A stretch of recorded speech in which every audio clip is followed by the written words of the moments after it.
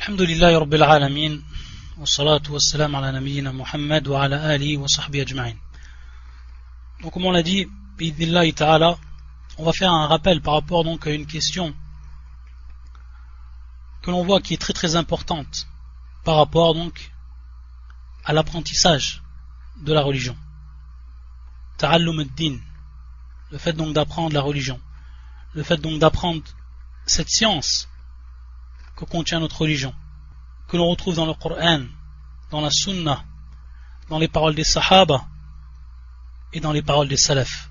Avant de rentrer dans le vif du sujet, il faut savoir une chose qui est très très importante et qui concerne al-maslaha, ce qu'on appelle donc al-maslaha, ce qu'on appelle donc l'intérêt. Et lorsqu'on parle de maslaha, al-maslahatu shar'iyya, donc un intérêt qui est d'ordre religieux. Ici, on va donner un exemple qui est plus que concret. Lorsqu'on parle donc d'inconnu, donc lorsqu'on parle de ce terme majhoul, donc une personne qui va être considérée comme inconnue par rapport à la religion, par rapport bien entendu au shara. Et ça, c'est suivant certains cas. Il faut savoir que la personne, de façon générale, c'est-à-dire le commun des musulmans, Ammatun nas, comme on dit, cette personne-là, asluhu al-bara'a. Asluhu al-bara'a, c'est-à-dire que donc, à l'origine, cette personne-là, al-muslim bien entendu, il est exempt de toute chose et de tout ce qu'on pourrait donc lui reprocher, jusqu'à qu'on apporte la preuve du contraire. Et ça, en réalité, c'est une règle qui est connue au niveau donc de la religion. Si par exemple une personne maintenant yattahim, c'est-à-dire donc qu'il va dire d'une personne qu'elle a fait telle ou telle chose, ou alors qu'elle lui a volé telle ou telle chose, ou alors qu'elle lui a pris un droit, etc. Qu'est-ce qui va se passer? Cette personne-là donc, elle va faire une demande par rapport donc au qadi, par exemple, titre d'exemple, elle va au tribunal, elle va dire cette personne-là m'a pris mon droit. Ici l'asl, c'est que cette personne-là, elle est innocente. Donc ici l'asl al-bara'a. Ça c'est un exemple que l'on donne et qui est donc valable pour toute chose par rapport donc aux musulmans.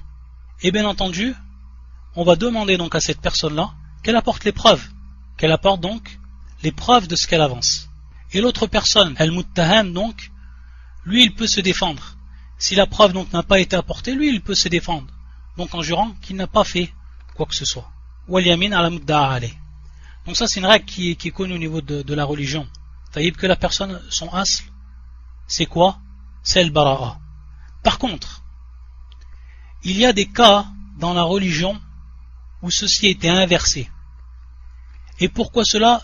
Li maslahat ad-din, c'est-à-dire dans l'intérêt de la religion et du din. Et la première chose que l'on cite ici, c'est ce qui était, bien entendu, à l'époque où les gens, lorsque les gens donc ils apportaient ou ils transmettaient le hadith du prophète sallallahu alayhi wa sallam, donc ils transmettaient une science et qui était celle du hadith du prophète sallallahu alayhi wa sallam. Et c'est ce qu'on appelle les ruwat, donc les transmetteurs, ceux que l'on trouve dans les chaînes de transmission. Ici, lorsque les gens de science, ils ont vu que beaucoup de gens rapportaient les hadiths du prophète sallallahu alayhi wa sallam et que parmi eux, il y avait des gens qui étaient habilités, c'est-à-dire que les conditions requises pour que l'on prenne de lui le hadith du prophète sallallahu alayhi wa sallam étaient remplies, et d'autres non. Ils ont donc été obligés de mettre en place des règles, ce qu'on a appelé qawa'id al-jarh wa al-ta'dil.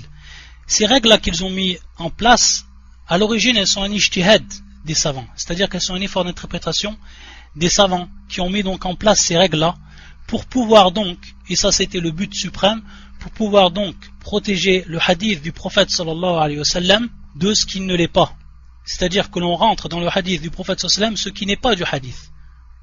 Et donc protéger l'authenticité des paroles et des actes et des approbations, etc. du prophète sallallahu alayhi wa sallam. Donc ça c'était une maslaha shar'iyya uzma. C'était un grand intérêt dans la religion que les gens ils ont mis en place ces règles-là. Donc Qawaid al-Jarh wa al-Ta'dil. Ensuite, parmi donc ces règles, et c'est ce qui nous intéresse ici, si une personne, chez eux, chez les muhaddithin, n'était pas connue, par rapport donc à son habilité, donc n'était pas connue, était majhoul, ceux qu'ils ont appelé majhoul, et ça rentrait dans les détails, les différentes catégories, ça rentrait dans tous les détails. Il y avait donc celui qui était majhoul, celui dont on ne savait pas rien de lui. Dans ce cas, est-ce qu'ils ont appliqué les savants à ce moment-là que al-as al-bara'a, c'est-à-dire qu'à l'origine, cette personne-là, on ne peut pas la critiquer ou alors dire qu'on ne peut prendre le hadith de lui vu qu'on n'a aucune preuve qui va nous prouver le contraire, qui va appuyer le contraire.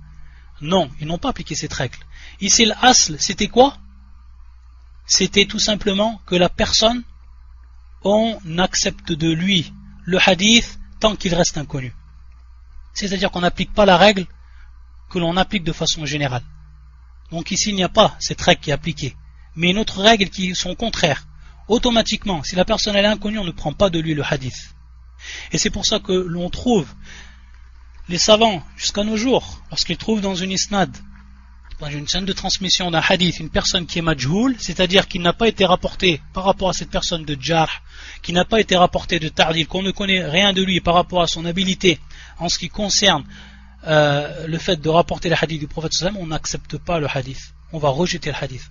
Donc regardez l'importance que cela a eu par rapport donc à la religion, et comment les gens de science, min ahli sunnah wal jama'a, des gens de la sunna et du consensus, comment ils ont protégé le hadith du prophète sallam par cette méthode-là. Donc ici il y avait une maslaha shar'iyya, il y avait une maslaha shar'iyya qui était très très grande, et qu'ils ont concrétisé en appliquant donc cette règle-là, qu'on ne peut accepter de celui qui a inconnu le hadith. De même pour ce qui est de la science. Ici les gens, les ulama min ahli sunnah wal jama'a, ils ont également appliqué la règle. C'est-à-dire maintenant, une personne qui va se présenter comme un savant, une personne qui va se présenter comme muallim de façon générale, c'est-à-dire une personne qui va se présenter comme enseignant la religion, une personne qui va se présenter comme un prédicateur, qui va prêcher la religion, et qui va donc enseigner automatiquement. On va ici appliquer également cette règle. Pourquoi? Pour al-maslaha, c'est-à-dire l'intérêt de la religion. Pourquoi? Parce que maintenant la personne, lorsqu'elle va yatahawal, c'est-à-dire qu'il va passer de ce qu'on appelle amat al-nas ila al-da'i, wa ila al-alim, wa ila al-muallim, etc. Il va à ce moment-là donc enseigner la religion.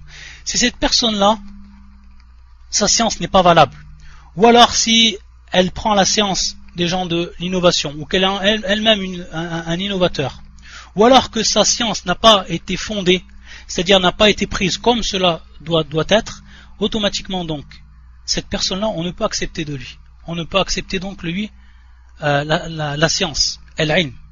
Donc une personne qui se présente, et qui va être à ce moment-là, ce qu'on appelle donc majhoul, comme al-rawi. De même, pour ce qui est de rawi, pourquoi? Parce qu'ici il va transmettre la religion, il va transmettre la aqida, il va transmettre donc la croyance, il va transmettre tout ce qui est en relation donc avec la religion.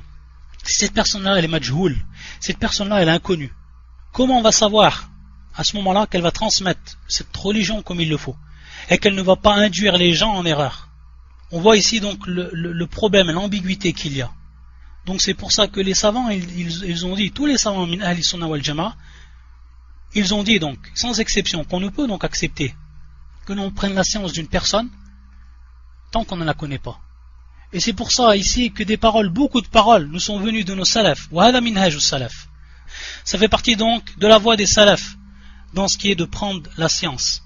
Et c'est pour ça qu'on va retrouver beaucoup de paroles des salafs. La plus connue parmi ces paroles, la parole de Mohammed ibn Sirin, qui nous disait donc que cette science est une religion. Donc il faut regarder de qui on prend notre religion.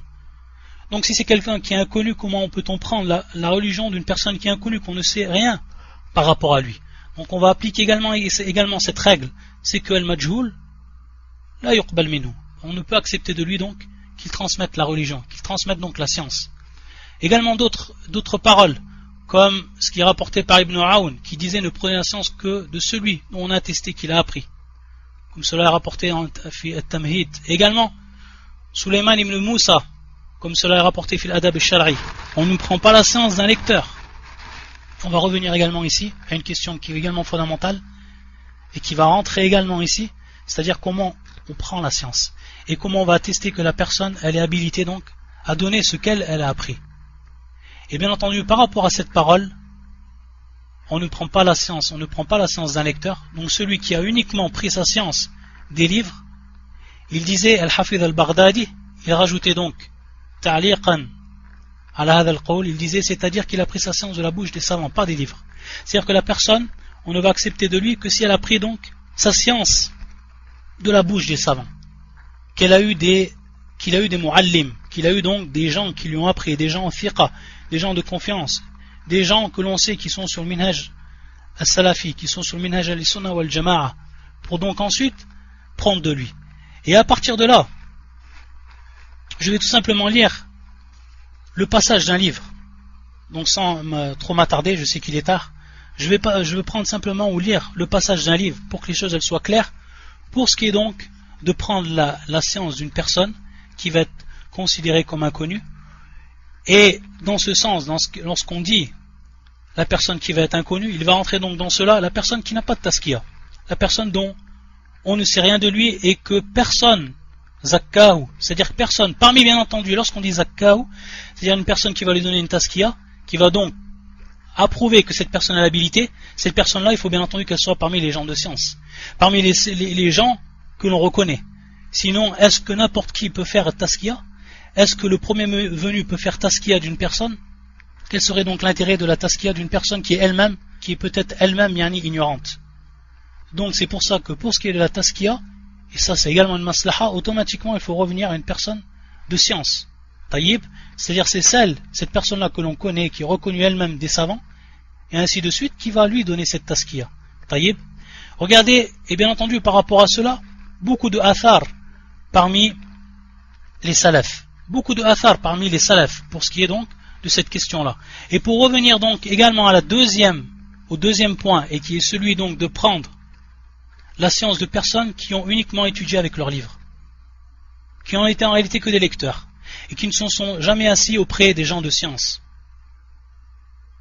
Regardez ce que va nous dire un des savants, rahimahullah, qui est Bakr ibn Abdillah Abu Zayd, dans son livre Hilyatut Talib al-Ilm. C'est un livre en réalité que le shir lui-même il a écrit, Hilyatut Talib al-Ilm, c'est-à-dire donc l'ornement de l'étudiant en sciences. C'est un livre qu'il a écrit et qui va nous faire part des règles que la personne doit acquérir pour étudier la religion. Il faut savoir que ce livre-là, il a été écrit à la base de beaucoup de livres parmi les grands savants de ceux qui ont suivi Minhaj al-Salaf et qui ont rapporté les paroles des Salaf, comme Al-Jami' al-Khatib al-Baghdadi wal-Fiqh wal-Mutafaqi lahu, également lahu, yani al-Baghdadi al-Ta'lim al-Muta'allim wa Tariq al-Ta'allum لزرنوجي وأداب الطلب للشوكاني وأخلاق العلماء للآجوري وأداب المتعلمين للسحنون والرسالة المفصلة للأحكام المتعلمين للقاسبي وتذكرة السامع والمتكلم لابن الجماعة والحث على طلب العلم للعسكري وفضل علم السلف على الخلف لابن رجب وجامع بيان العلم لابن عبد البر etc. etc. Donc un livre ici qui va venir s'appuyer sur beaucoup d'autres livres. Regardez ce qu'il va dire donc ici.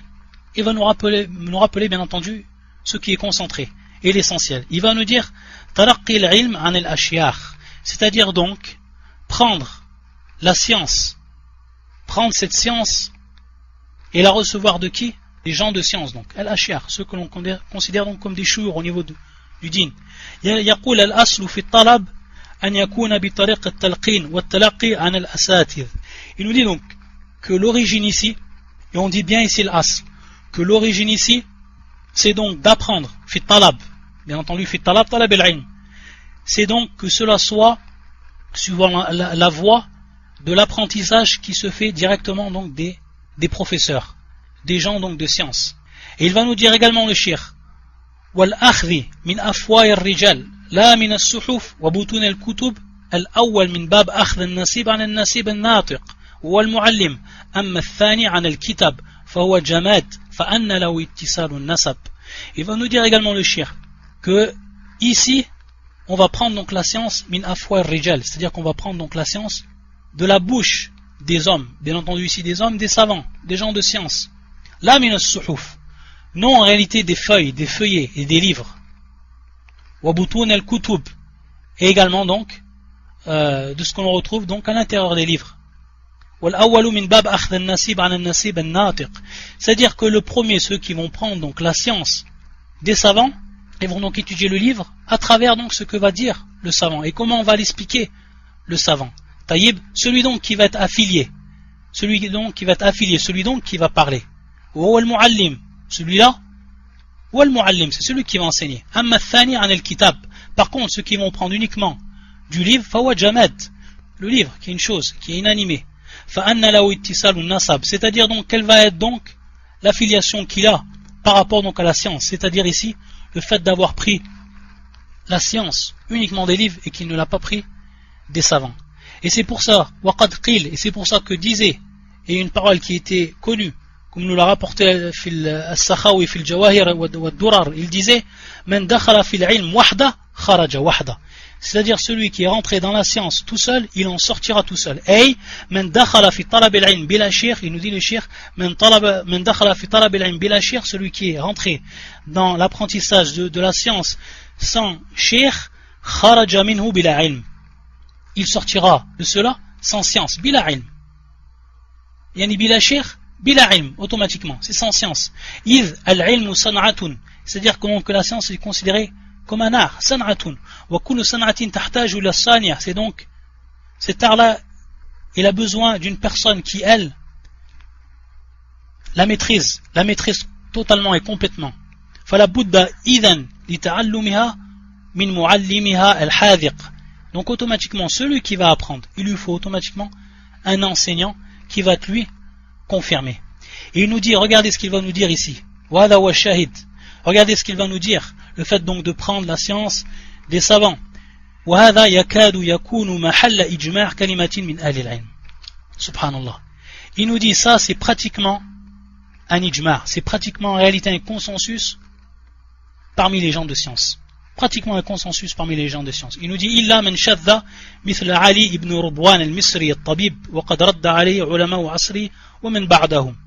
وقال الحافظ الذهبي رحمه الله تعالى في ترجمته له. C'est-à-dire, sauf une personne qui s'appelait Ali ibn Ridwan al-Misri al-Tabib, qui est mort en l'an 453, et qui a écrit donc un livre, et dans ce livre-là, il disait qu'on pouvait donc prendre la science uniquement des livres. Et l'imam al-Hafidh al-Zahabi, rahmatullah alayhi, radda alayhi, c'est-à-dire donc il lui a fait un rad, comme fi kitab Siyar A'lam al-Nubala, wa yaqul wa lam yakun lahu shaykh, il n'avait donc pas cette personne-là de shaykh, bal ishtaghala bil akhd an al-kutub, et donc il s'est uniquement lui préoccupé de prendre donc la science des livres. Et donc il a écrit ensuite un livre pour prendre donc, ou comment prendre donc la science, cette science là, directement donc des livres. Et donc il disait que c'est encore plus sûr que les professeurs, que ceux qui vont enseigner. Et bien entendu il disait l'imam al-Zahabi, et ceci bien entendu est une erreur. Donc à travers cette parole là et d'autres paroles encore que l'on pourrait citer et que le cheikh a cité parmi les sans trop s'attarder, qu'il a cité donc la personne qui veut revenir aux détails, qui revient donc à cette risala Hilyatut Talib al-Ilm, qui a elle été expliquée par Cheikh Al-Uthaymin en 16 cassettes, et qui est un trésor pour celui qui veut commencer à emprunter donc le cheminement fi talab al-ilm. Taïb.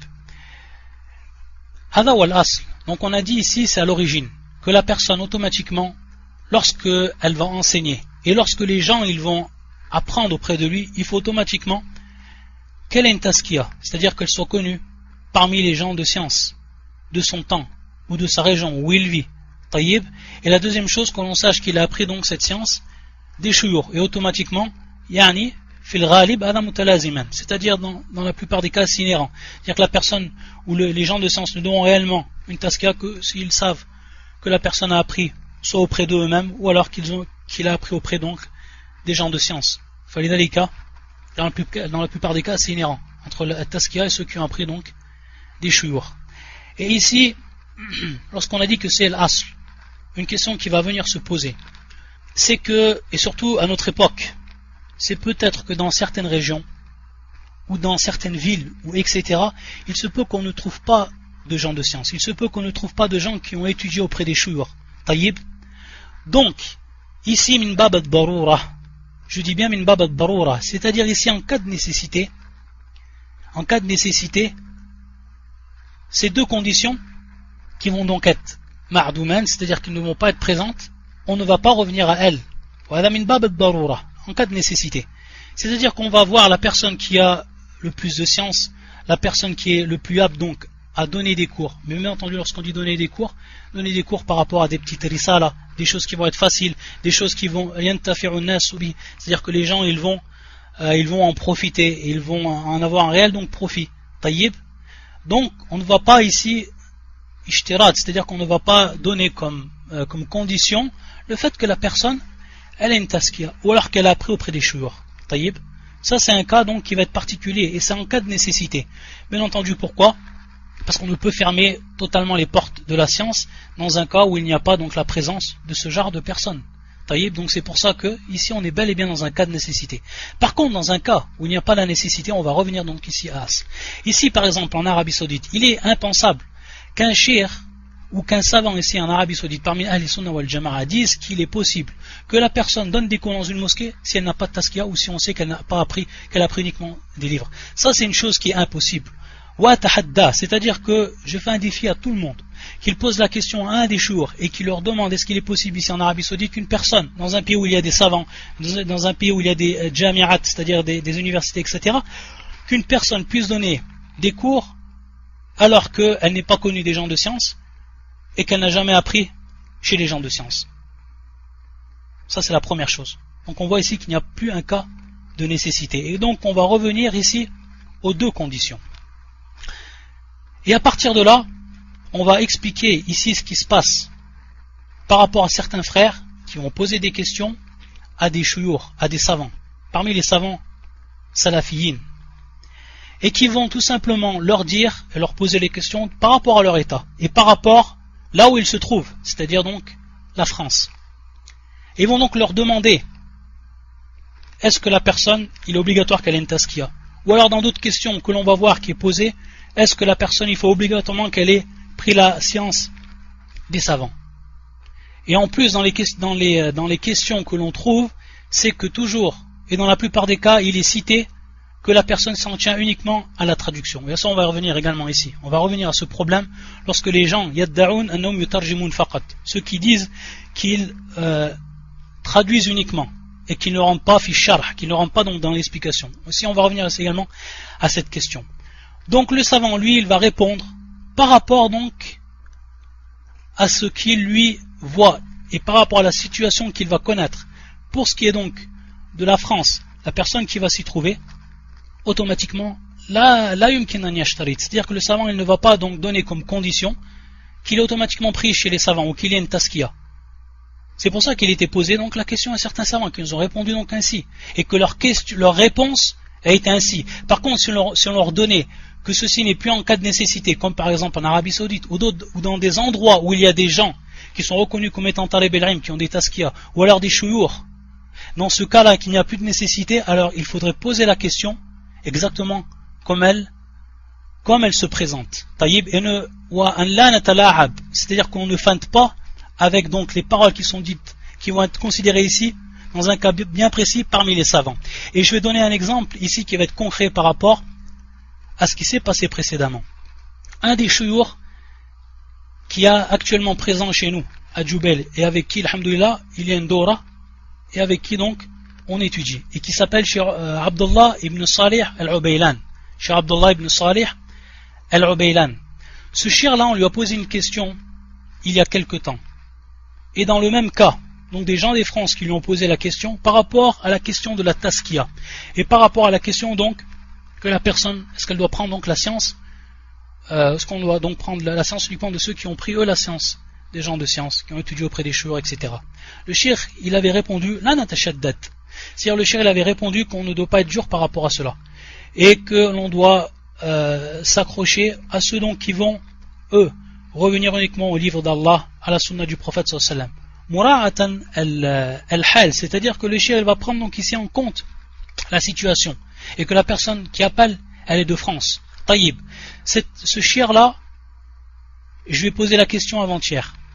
Je lui ai dit exactement que certaines personnes maintenant, pour rendre leur légitimité par rapport à ce qu'ils faisaient, c'est-à-dire donc donner des cours, et pas seulement uniquement comme ce qui est dit dans les questions, c'est-à-dire uniquement les traductions, car c'est plus des traductions, on sait bien que c'est des shuruh, c'est-à-dire des explications que les frères ils font, et que par moment, et on le sait, qu'ils prennent même des livres qui sont d'un haut niveau, d'un niveau qui est considéré comme important, et qui vont expliquer les livres en réalité, même s'ils se cachent derrière, on fait uniquement la traduction.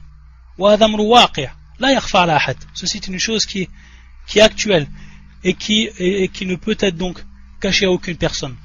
Donc j'ai dit au shir, je dis par rapport à ce que vous avez dit, à cette réponse-là, il y a des gens donc qui en prennent la légitimité pour enseigner, alors que c'est des gens qui sont strictement inconnus, qui n'ont jamais étudié auprès des gens de science, et dont on ne connaît rien d'eux, et qui n'ont même pas de taskiya. Le shir, il a totalement changé de visage, et il m'a dit, dis-leur, qul lahum, c'est-à-dire dis-leur que la buddha min al-idh, ou la buddha min al-taskiya, ou la buddha an yakhudh ilmahu min al-mishir, nas'aluhu man shaykhuk.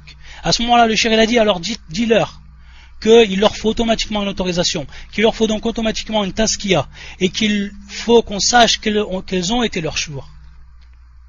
Donc regardez comment le shir il a totalement changé sa réponse sur ce qu'il a su, la réelle situation, réellement ce qui se passait, et que des gens donc qui se cachaient derrière des paroles de savants, ou des réponses de savants qui étaient suivant des cas précis, se donnaient une légitimité pour donner des cours dans des endroits où là il y a des talab el-ilm, ou là où il y a des gens qui ont eux l'habilité de faire ce qu'ils font.